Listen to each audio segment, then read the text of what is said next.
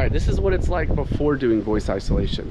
See that? You got wind noise. Check this out. You got loud stuff banging in the background. Say maybe if you're in a loud shop, maybe you're a YouTube guy and you're in an actual shop.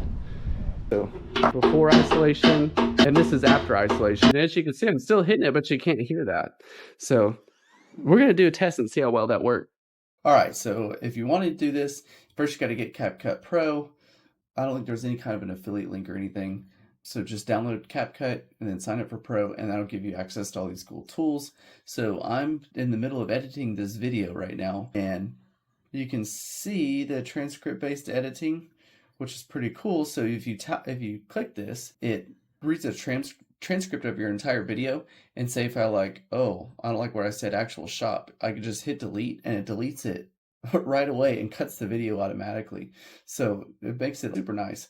So for the audio portion, all right, so you just click your track that you want. This is the one that I isolated. All right, let me show you how to do voice isolation. All you do, come up here to audio and you scroll down, voice isolation, and keep vocal. And you can do the opposite too. I can remove vocals. So maybe if you're trying to do a scenery and there's people yapping in the background or whatever, you can remove the vocals too. That's it. Super simple. And then if you want to keep in the middle where you just want to tame the background noise just a little bit, you can scroll down to enhanced voice.